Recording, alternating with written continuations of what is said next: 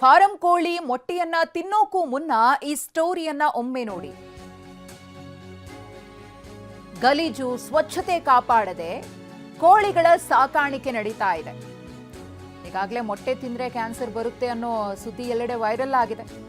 ಇದರ ನಡುವೆ ಈ ರೀತಿಯಾಗಿ ಕೋಳಿಗಳ ಸಾಕಾಣಿಕೆ ನಡೀತಾ ಇರುವುದು ಕೂಡ ಆತಂಕಕಾರಿ. ಮಾರುಕಟ್ಟೆಗೆ ಕಳಪೆ ಮೊಟ್ಟೆ ಮತ್ತು ಕೋಳಿಗಳನ್ನ ಸರಬರಾಜು ಮಾಡಲಾಗ್ತಿದೆ. ಫಾರಂ ಕೋಳಿಗಳಿಗೆ ಗಲೀಜು ಮಿಶ್ರಿತ ಫುಡ್ ಅನ್ನ ಪೂರೈಕೆ ಮಾಡ್ತಿದ್ದಾರೆ. ತಿಪ್ಪೇಗುಂಡಿ ಜಾಗದಲ್ಲಿ ಕೋಳಿಗಳನ್ನ ಸಾಕಿ ಆ ಕೋಳಿಗಳನ್ನ ಮಾರಾಟ ಮಾಡಲಾಗ್ತಾ ಇದೆ. ಗದಗ ಜಿಲ್ಲೆ ಉಣಚಗೇರಿ ಗ್ರಾಮದಲ್ಲಿ ಈ ಒಂದು ಕರ್ಮಕಾಂಡ ಭಟ್ಟ ಬಯಲಾಗಿದೆ. ಬಲೆ ಧೂಳಿನಿಂದ ಮುಚ್ಚಿ ಹೋಗಿರುವಂತಹ ಕೋಳಿ ಫಾರಂ. ಗಜೇಂದ್ರಗಡ ರೋಣ ತಾಲೂಕಿಗೆ ಕೋಳಿಗಳನ್ನ ಮಾರಾಟ ಮಾಡ್ತಿದ್ದಾರೆ. ನಮ್ಮ ಪ್ರತಿನಿಧಿ ಸಂಜೀವ್ ಪಾಂಡ್ರೆ ಈ ಕುರಿತು ಒಂದು ಪ್ರತ್ಯಕ್ಷ ವರದಿ ಕೊಟ್ಟಿದ್ದಾರೆ, ನೋಡೋಣ.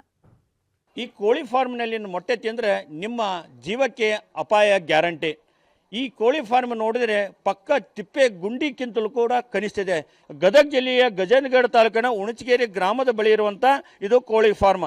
ಇಲ್ಲಿ ಯಾವುದೇ ಸ್ವಚ್ಛತೆ ಇಲ್ಲ, ನೀತಿ ನಿಯಮ ಇಲ್ಲ. ಎಲ್ಲ ಸರ್ಕಾರದ ನಿಯಮಗಳು ಗಾಳಿಗೆ ತೋರಿ ಈ ಕೋಳಿ ಫಾರ್ಮನ್ನು ಇಲ್ಲಿ ತಯಾರು ಮಾಡ್ತಾ ಇದ್ದಾರೆ. ನಿತ್ಯ ಏನು ಸಾವಿರಾರು ಕೋಳಿಗಳು ಏನು ಇದ್ದಾವೆ, ಇಲ್ಲಿ ಲಕ್ಷಾಂತರ ಜನ ಮೊಟ್ಟೆ ತಿಂತಾರೆ. ಅವರ ಆರೋಗ್ಯ ಕೂಡ ಇಂಪಾರ್ಟೆಂಟ್. ಈಗ ನೋಡ್ಬೋದು ಈ ಕೋಳಿ ಫಾರ್ಮಿನ ಕೆಟ್ಟ ಪರಿಸ್ಥಿತಿ, ದುಸ್ಥಿತಿಯನ್ನು ನಿಮ್ಗೆ ತೋರಿಸ್ತೀವಿ. ಇಲ್ಲಿ ಮೇಲ್ಭಾಗದಲ್ಲಿ ನೋಡು ಎಷ್ಟೊಂದು ಜಾಡಿ ಹಿಡಿದಿದೆ. ಯಾವಾಗ ಕ್ಲೀನ್ ಮಾಡಿದಾರೋ ಗೊತ್ತಿಲ್ಲ. ಇಷ್ಟು ಸುಮಾರು 10 ವರ್ಷಗಳಕ್ಕಿಂತಲೂ ಹೆಚ್ಚು ಏನು ವರ್ಷಗಳಿಂದ ಇಲ್ಲಿ ಈ ಒಂದು ಕೋಳಿ ಫಾರ್ಮ್ ಇದೆ. ಆದರೆ ಯಾವುದೇ ಸ್ವಚ್ಛತೆ ಇಲ್ಲ. ಕೋಳಿಗೆ ಹಾಕಂತ ಏನು ಆಹಾರ ಕೂಡ ಇದೆ. ಇಲ್ಲಿ ಎಲ್ಲಿ ಬೇಕಾದಲ್ಲಿ ಚೆಲ್ಲಾಪಿಲ್ಲಿ ನೆಲಕ್ಕೆ ಹಾಕ್ತಾರೆ. ಅದೇ ಆಹಾರವನ್ನು ಕೂಡ ಇಲ್ಲಿ ಕೋಳಿಗೆ ಹಾಕಿ, ಇಲ್ಲಿ ನೋಡ್ಬೋದು ಕೋಳಿಗೆ ಹಾಕುವಂಥ ಆಹಾರ ಯಾವ ಪರಿ ಇಲ್ಲಿ ಬಿದ್ದಿದೆ ಅನ್ನುವಂಥದ್ದು. ಇಂಥ ಒಂದು ಆಹಾರ, ಕೆಟ್ಟ ಆಹಾರ ಈ ಕೋಳಿಗೆ ತಿನ್ನಿಸ್ತಾರೆ. ಇಂಥ ಆಹಾರ ತಿಂದಂಥ ಮೊಟ್ಟೆಗಳು ಎಷ್ಟು ಸುರಕ್ಷಿತ, ಆರೋಗ್ಯಕ್ಕೆ ಏನು ಈ ಮೊಟ್ಟೆಗಳು ತಿಂದ್ರೆ ಏನು ಜನರ ಆರೋಗ್ಯ ಏನೆಲ್ಲ, ಇಲ್ಲಿ ಸ್ವಚ್ಛತೆ ಬಗ್ಗೆ ಏನು ಹೇಳ್ತೀರಿ ಸರ್? ಯಾವುದೇ ಸ್ವಚ್ಛತೆ ಇಲ್ಲ. ಈ ಕೋಳಿ ಫಾರ್ಮ್ ಇಲ್ಲೇ ಒಂದು 15 ವರ್ಷದಿಂದನೇ ಇರ್ಬೋದು.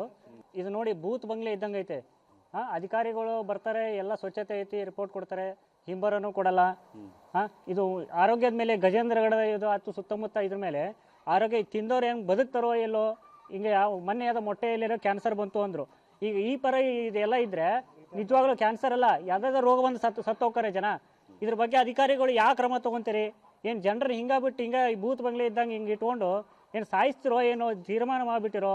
ಈ ಸಂಬಂಧಪಟ್ಟ ಅಧಿಕಾರಿಗಳು ಬಂದು ಬಂದು ನೋಡಿ ಆದಷ್ಟು ಕ್ಲೀನ್ ಮಾಡಿಸಿ, ಇದಿಲ್ಲ ಸ್ಥಳಾಂತರನೇ ಮಾಡಿಬಿಡಿ. ಇವ್ರು ಏನೇನೂ ಮಾಡೋಂಗಿಲ್ಲ. ಯಾಕಂತ ತಹಶೀಲ್ದಾರ್ ಬಂದು ಹೇಳಿದ್ರು, ಅವ್ರೇನು ಕೇಳಿಲ್ಲ. ಅವರು ಅಲ್ಲಿ ವಾಪಸ್ ಏನೋ ಅವ್ರ ಮೇಲೆ ಕ್ರಮ ತೋಲಿಲ್ಲ. ಇದ್ರ ಮೇಲೆ ಏನು ದಂಡಗಿಂದ ಏನೂ ತೊಗೊಳೋದೇ ಇಲ್ಲ ಇವ್ರು. ದಂಡಗಿಂದ ಏನೂ ಹಾಕಲ್ಲ ಇವರು. ಯಾಕಂದರೆ ಎಲ್ಲರೂ ಶಾಮೀಲದರೋ ಏನು ಅಡ್ಜಸ್ಟ್ಮೆಂಟ್ ಐತೋ ಏನೋ. ಯಾಕೆ ಅಧಿಕಾರಿಗಳು ಯಾಕೆ ಇಷ್ಟೊಂದು ಹಿಂದೇಟು ಹಾಕಾಕತ್ತೀರಿ ಅದು ತಿಳಿಯವಲ್ದು. ಕೋರ್ಟ್ ನೀಟ್ ಇಟ್ಕೊಬೇಡ ಅಂತ ಹೇಳುತ್ತೆ ಯಾವಾಗ ಯಾರಿಗಾದ್ರು. ಯಾವ ಸುರಕ್ಷತೆ ಮೇಲೆ ಇದು ಕೋಳಿ ಫಾರ್ಮಿಗೆ ಪರ್ಮಿಷನ್ ನೀಡ್ಯಾರ? ಹಿಂಬರದಲ್ಲಿ ಇದೈತಿ, ಪರ್ಮಿಷನ್ ರದ್ದಾಗೈತಿ ಅಂತಾರೆ. ಮತ್ತು ಈ ಪರಿ ಎಲ್ಲ ಇದು ಇಟ್ಕೊಂಡ ಮೇಲೂ ಯಾವುದೇ ಕ್ರಮ ತೊಗೊಲಿಲ್ಲ ಅಂದರೆ ಇದು ಅಧಿಕಾರಿಗಳ ನಿರ್ಲಕ್ಷ್ಯನೇ. ಅವ್ರದ್ದೇ ಜವಾಬ್ದಾರಿ ಇದು. ಅವ್ರು ವೈಯಕ್ತಿಕ ಅವ್ರ ಮೇಲೆ ಕೇಸ್ ಹಾಕ್ರಿ. ಸರ್ಕಾರ ಅವ್ರ ಮೇಲೆ ಕ್ರಮ ತಗೋಬೇಕು ಅಂತ ನಾನು ಕೇಳ್ಕೊತಾ ಇದ್ದೀನಿ. ಒಟ್ಟಾರೆಯಾಗಿ ಈ ಕೋಳಿ ಫಾರ್ಮ್ನಲ್ಲಿನ ತತ್ತೆ ತಿಂದ್ರೆ ಏನು ತಿಂದಂಥ ಜನರು ಬದುಕ್ತಾರೋ ಇಲ್ವಾ ಅನ್ನೋಂಥ ಪ್ರಶ್ನೆ ಈಗ ಕಾಡ್ತಾ ಇದೆ. ಕ್ಯಾಮ್ರಾಮನ್ ಶಂಭು ಜೊತೆ ಸಂಜೀವ್ ಪಾಂಡ್ರೆ, TV9 ಗದಗ್.